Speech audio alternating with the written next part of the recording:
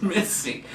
And so what he assumed happened was somebody wanted to get a new driveway. The company showed up at the wrong address. Oh, yes. Demoed out his, probably realized it later because they never came back. They didn't. They never came back. And he knocked on the doors of the neighbors to see if anyone could see, recalled the name of a company on a truck. Yeah. Nobody, No. Yeah, it wasn't very helpful for him. And so he had to put back the new driveway. He didn't have to demo it though. Okay. It's already gone. It's already gone. Yeah, but I don't think he had planned on demoing it anyway. So obviously a nightmare in that you're incurring a cost you didn't ever anticipate. Yeah. Completely random. Completely Absolutely. random. Is there a policy that would cover something like that? So we're stealing a driveway, Yeah. property. Maybe it depends on the policy. Usually it has to be something like it's actually the house on that. Got it. So maybe we could work with the attached part of the driveway to the house. Yeah. It could be included with part of that as theft. Gotcha. Or damage if it was some kind of damage, perhaps. Right. That is. I wonder what his costs are too. As we look at, is it more than the deductible? Right. Is it worth putting a claim for? Right. Or do the advice is investors we can usually fix things for less than normal. That's right.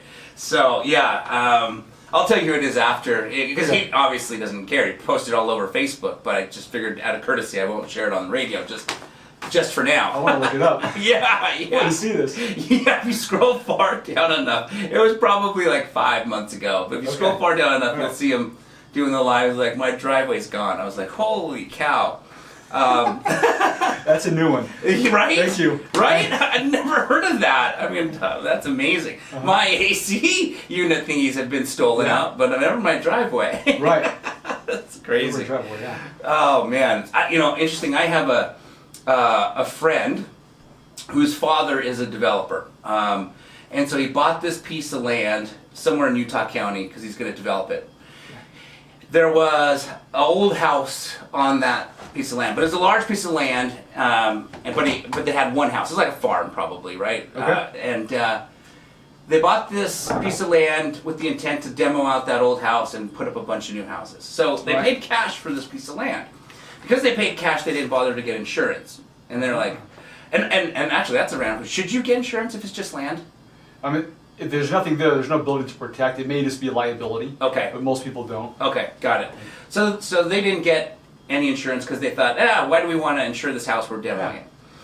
Well, the development. There was a structure there. Yes, okay, yeah, there was an old house. So then you may, with that structure there, because there could be a liability exposure. Yes, someone could get hurt. And so they just didn't get insurance. They paid cash. They thought, we're going to demo this anyway, and who cares? So, long story short, production got delayed. So they thought, well, let's throw a tenant in the house. Now make a little bit of rental income while we're waiting.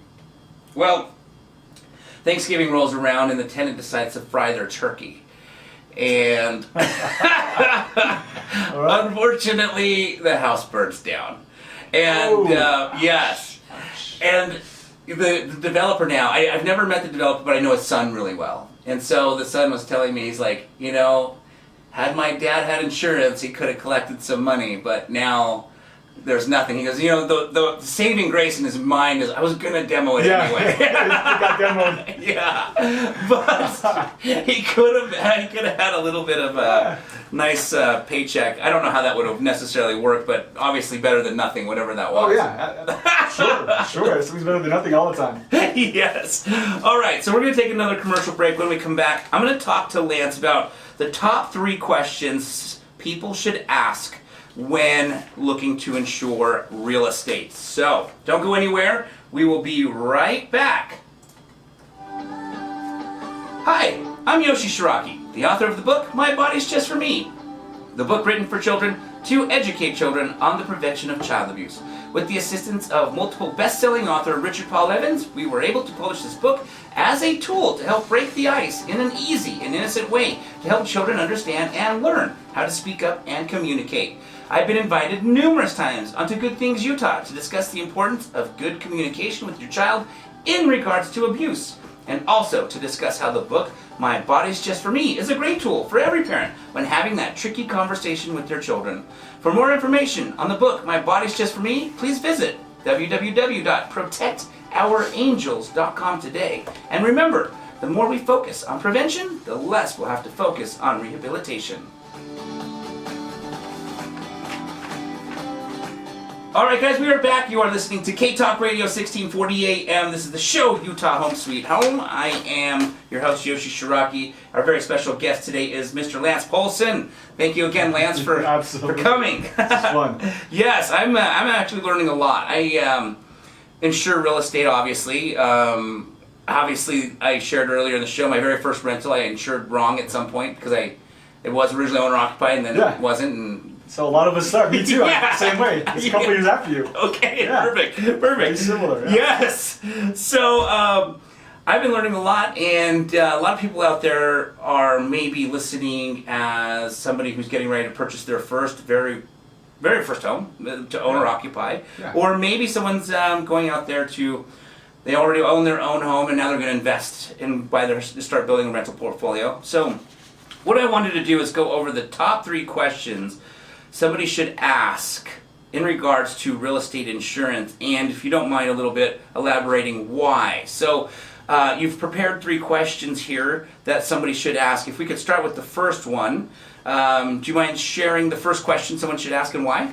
Yeah, absolutely, Yoshi, you bet. Awesome. So the first question is, do you personally invest in real estate? Okay. Or how many real estate investors do you serve? I like that. We talked about this in the very beginning, is someone that actually practices what they're doing is going to have a worst case, a nightmare story. Yeah. Is going to have experiences either of their own or through their friends or clients, acquaintances. That's going to be valuable information. We wouldn't go to a doctor that has never performed surgery and I want you to perform surgery on me now. Right. You know, you've got the credentials, fantastic. You've never done it. I probably don't want to go under for this individual. Totally agree. Good analogy. Thank you. So same in real estate. We want to ask if they personally invest in real estate, they're going to have experience. Yeah. Okay, not everyone's going to invest in real estate because that's not for everyone. I love it. I've been doing it a long time. It's longer than insurance, but it's not for everyone, right? Right. So they don't have to invest in real estate. I would say have experience. They could learn that through helping a lot of investors. Right. Okay, and working with them and going to the RIAs and networking and so forth. They'll learn the same way. So I think that question can be one or the other. Do you personally invest in real estate? The answer is no. Okay. Let me ask, how many investors do you serve? And if it's 1 or 2, that's okay, but better than none. Yeah. But for someone to have experience and maybe a track record, it's going to be dozens of investors. Right. Because every investor is a little bit different. There could be a flipper, there could be a buy and hold of single family, a buy and hold of apartment complexes. We can flip a single family home, you can flip an apartment complex. You can acquire storage units. So, and having experience, it's going to be dozens of investors to encounter all those different ways to adequately protect what the client is working so hard to build. Absolutely. I love it.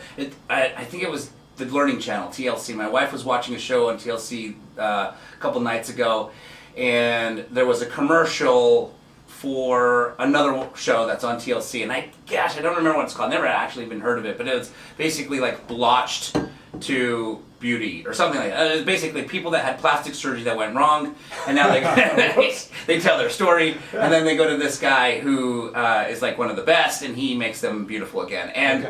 And you talked about you wouldn't want to go to a doctor to get surgery. You know, even taking that one step further, you wouldn't want to go to a doctor to get surgery if that doctor doesn't practice that type of stuff. Like you wouldn't go to a foot surgeon to get a hand surgery, right? Right, exactly. So this lady on the commercial that they were prepping so that you could watch, tomorrow or whenever they were prepping, she had gotten breast augmentation done by a dentist.